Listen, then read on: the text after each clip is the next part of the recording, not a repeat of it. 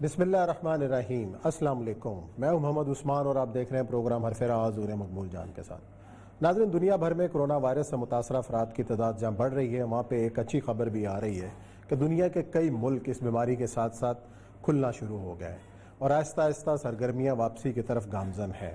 لیکن پاکستان کے اندر پچھلے ایک ہفتے کے دوران مریضوں کی تعداد میں حیران کن حد تک اضافہ ہوا ہے، اور ڈاکٹر حضرات ابھی بھی یہی کہہ رہے ہیں کہ اپنے گھروں میں رہیں، احتیاط کریں اور اپنا اور اپنے بچوں کا خیال کریں۔ ساتھ ہی ساتھ ایک اچھی چیز ہمیں نظر آئی کہ 20 نکات جو علماء اور حکومت کے درمیان طے پائے، اس پہ بڑی کامیابی کے ساتھ عمل کیا جا رہا ہے، جس پر یقیناً ہمارے ملک بھر کے علماء جو ہیں وہ مبارکباد کے مستحق ہیں، ہم ان کی کریں گے بھی۔ اور ساتھ ہی آج ایک بار پھر بھارتی فوج کی جانب سے لائن آف کنٹرول پر اشتعال انگیزی کا سلسلہ جاری ہے۔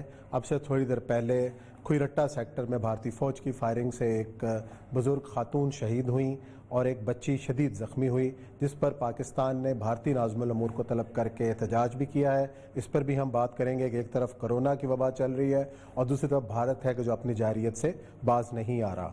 اور ساتھ ہی پروگرام کے آخر میں ذکر کریں گے مشن احصار کا۔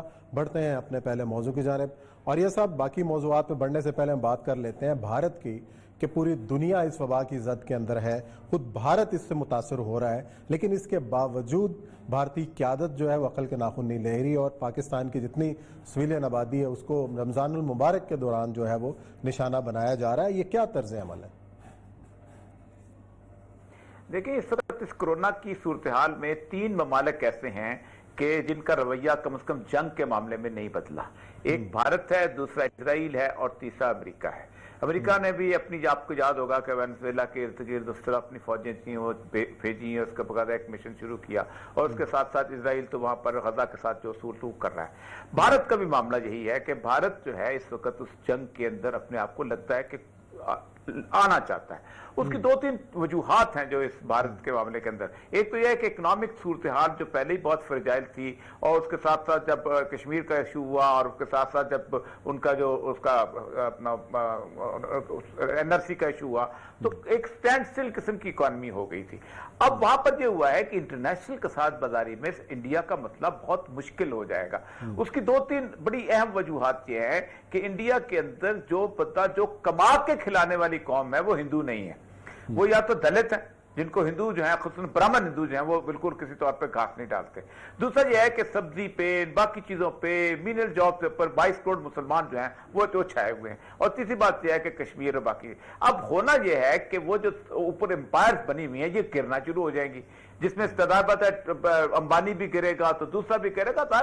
جہاں بل گیٹس اپنا مستقبل نہیں دیکھ رہا، جہاں باقی اس وقت 45,000 کارپوریشن سمجھتی ہیں کہ ہم شاید 500 یا 600 کارپوریشن رہ جائیں، وہی بڑی چھوٹی چھوٹی سی کارپوریشن رہ جائے کرونا کے بعد، وہاں انڈیا کی کیا سروائیول کٹ ہوگی؟ سروائیول کٹ اس کی وہی ہے جو ہماری ہے، اور وہ ہے ایگریکلچر، وہ کام جو کہ ہم ہاتھ سے کر کے کما سکیں اور کھا سکیں۔ اس معاملے کے اندر یہ ہے کہ وہاں پر مسلمان چونکہ 70 سال سے بیچارے اسی حالات میں رہے ہیں کہ انہوں نے وہ کام کیا ہے کہ جو کام غریب آدمی کا کام ہوتا تھا، جو کہ کھیت پہ کام کرنے والا تھا، کک لگے ہوتے تھے، کیا ہر وہ کام جو کہ بنارسی ساڑیوں کے وہ کام کر رہے ہوتے تھے، جوتے گھانٹ رہے ہوتے، اس طرح کی چیزیں وہ کرتے تھے، مین سٹریم میں تو آئے نہیں، ان کے ہاتھ میں چلے جائے گی۔ اس سے پہلے کہ اکانومی ان کے ہاتھ میں چلے، انڈیا ایک وار کے اندر انٹر ہونا چاہتا ہے۔ اور مجھے جو اطلاعات ہیں پاکستان کی انٹیلیجنس، وار کے لیے بھی تو پیسہ چاہیے نا، اور یہ صاحب اپنی بھی باتیں، وار کے لیے بھی تو پیسہ چاہیے نا۔ دیکھیں، وار کے لیے پیسے کی باتیں، عثمان صاحب مسئلہ یہ ہوتا ہے کہ جو انٹرنیشنل وار ہوتی ہے نا، یہ لمبی نہیں چلتی ہوتی۔ انٹرنیشنل وار جو ہے یہ بڑی جلدی ختم کرا دیا جاتا ہے، خصوصاً جب نیوکلیر فلیش پوائنٹ آتا ہے نا تو اس کے اندر تو اور لوگ بھی بڑے شور چمچائیں گے۔ لیکن کیا آپ سمجھتے ہیں کہ اس وقت جب انڈیا پاکستان جنگ لڑ رہے ہیں اور کرونا کی صورتحال ہے، کیا دنیا اس وقت اس وار کے لیے توجہ دے سکے گی جو کہ اپنی وقت میں الجھی ہوئی ہے؟ تو وار، انٹرنیشنل وار جو ہے 10-15 دن کے لیے ہوتی ہے، اس کے بعد آ کے بٹھا لیا کرتے ہیں، لیکن اس میں وار کا فائدہ جو ہے پولیٹیکلی اٹھایا جاتا ہے۔ ایک تو لوگ آپ کے ساتھ اکٹھے ہو جاتے ہیں، لیکن مجھے نہیں لگتا یہ وار جو ہے اتنی جو ہے وہ اپنا آسانی سے ختم ہو جائے گی۔ آج ہی میں پڑھ رہا تھا کہ القاعدہ نے اپنا پورے کا پورا دنیا کا ہیڈ کوارٹر جو ہے وہ انڈیا شفٹ کر دیا، اور القاعدہ نوائے غزوہ ہند جو ہے ان کا مجلہ چھایا ہوا ہے، اور مجلہ انہوں نے پوری دنیا کے اندر نیٹ کے اوپر ڈال دیا ہے، اور وہ کہتے ہیں کہ اگر انڈیا جو ہے کسی بھی طور پہ بھی کسی بھی طرف جنگ کی طرف ہوا تو القاعدہ جو ہے وہ انڈیا کو ودن جو ہے تباہ کرنے کے قابل ہے، اور انڈیا کو تباہ برباد کر دے گی۔ انڈیا کو اندازہ نہیں ہے کہ یہ کیا صورتحال ہوگی اور کیسی ہوگی. اس کی وجہ یہ ہے کہ اس نے ایک بہت بڑی آبادی کو بھوک ننگ کا شکار کیا ہے, بڑی آبادی کو بہت زیادہ جسے کہتے ہیں نفرت کا شکار کیا ہے. لیکن بات وہی میں آپ سے کہتا ہوں, جنون ہے. کوئی دیکھے نا, آج سے 15 سال پہلے, 8 سال پہلے, 6 سال پہلے کبھی کوئی سوچ سکتا تھا کہ ایک ہندو مسلمان اس شدت سے لڑے گے کہ جو بڑی مشکلوں سے کانگریس وہ ان کو بلا پسلا کے یہ کر کے اکٹھے کر کے بیٹھی ہوئی تھی, اور وہ جو پاکستان کو بھی, انڈیا کا مسلمان پاکستان کا بھی اچھا نہیں سمجھتا تھا. آج صورتحال یہ ہے کہ وہ سارے کا سارا مسلمان جو ہے وہ پاکستان کے دل سے حق میں بنا ہوا ہے, اور وہ اگر باہر کھل کے نہ بھی بات کرے, لیکن اگر کل کوئی کرائسس ہے لائن آف کنٹرول میں ہو یا اوورآل سرحد میں ہو, تو آپ کیا سمجھتے ہیں یہ جو 10-15 سالوں سے جنہوں نے مارے کھائی ہوئی ہیں, جنہوں نے لنچنگ کی ہوئی ہے, جن کو گوشت کھانے کے اوپر کٹائی لگائی ہوئی ہے, جن کے بارے میں کہا جاتا ہے روز ہر پڑوسی کہتا ہے کہ اٹھ کے جا کے باہر چلے جاؤ, جن کی سبزی دکانوں سے کوئی دکان نہیں خریدتا, جن کو پولیس والے مارتے ہیں, جن کی تباہ و برباد قسم کی صورتحال یہ ہے کہ وہاں ان کے گھروں کو آگ لگا دیا جاتا ہے, زندہ جلا دیا جاتا ہے, وہ انڈین آرمی کا ساتھ دیں گے؟ وہ اگر نہ بھی کھل کے آئے تو اور کچھ نہیں تو انڈین آرمی کے راستے میں کانٹا ضرور بچھائیں گے کسی نہ کسی طرح. اور خصوصاً سکھ جو ہیں, جو کہ آپ کو بہت بڑا بارڈر ہے پاکستان کے ساتھ ان کا, اور سکھوں کی جو صورتحال ہے, اور کشمیر کا پورا بارڈر ہے بہت زیادہ. آپ کیا سمجھتے ہیں کہ جس کشمیری نے تقریباً اس وقت 1 سال کے قریب لاک ڈاؤن دیکھا ہوا ہے, وہ لاک ڈاؤن کبھی کبھی ایک فری پیسج دے گا انڈیا کو, اور جہازوں سے اور ایئر پلین سے اور اس سے اپنا ڈرون سے تو جنگیں نہیں لڑی جاتے ہیں. فیلڈ زمین کے اوپر جب تک آپ کے پاس انسان آپ کے ساتھ نہ ہو, قوم آپ کے ساتھ ہو. اب دیکھیں نا, مسئلہ یہ ہے کہ بنارس سے اٹھ کے یا چنائی سے اٹھ کے یا کلکتہ سے اٹھ کے یا کیرلا سے اٹھ کے ان لوگوں نے آ کے تو بارڈر پہ جنگ نہیں لڑنی. بارڈر تو بہت دور ہے ان سے, وہ تو بڑے آرام سے ہزاروں میل دور بیٹھے ہوئے ہیں.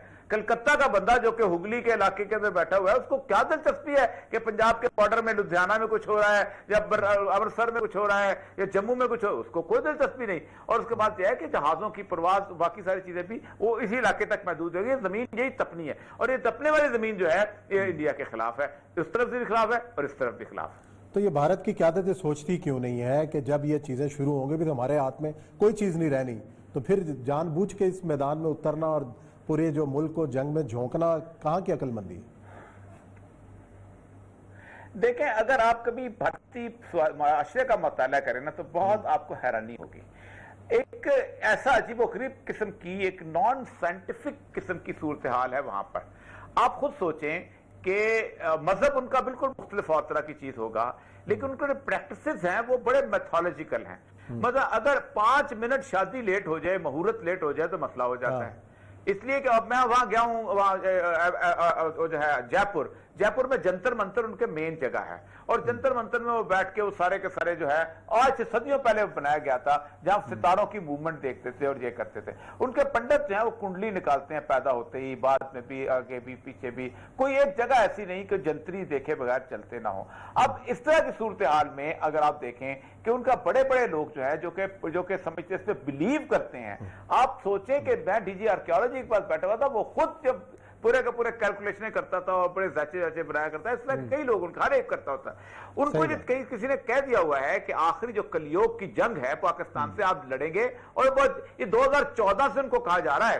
میں نے 2013 میں کالم لکھا تھا کہ 2014 میں انڈیا کو مجبور کیا جا رہا ہے کہ وہ جنگ میں کود جائے, کہ ان کے پنڈت کہتے ہیں کہ اگر 2014 سے لے کے فلاں عرصے تک اگر آپ نہ کودے تو پھر آپ کی شکست ہے. چلیں جی, اور یہ سب دیکھتے ہیں پہلی وائلیشن ہوئی تھی, دیکھتے ہیں کہ کیا معاملہ ہوتا ہے. پہلی وائلیشن تھی 2014 میں 39 شہید ہوئے تھے. اچھا, ہم بریک لیتے ہیں, تھوڑا سا آڈیو میں بھی پرابلم آ رہی ہے. ناظرین, یہاں وقت ہے بریک کا. بریک کے بعد آئیں گے اور ذکر کریں گے کورونا وائرس سے ہونے والے تباہی اور اس کے حوالے سے جو بھی اقدامات اٹھائے جا رہے ہیں, اور خاص طور پر پاکستان کے اندر علماء اکرام جس رویے کا مظاہرہ کر رہے ہیں, جس نظم و ضبط کا مظاہرہ کر رہے ہیں, اس پر ہوگی بات.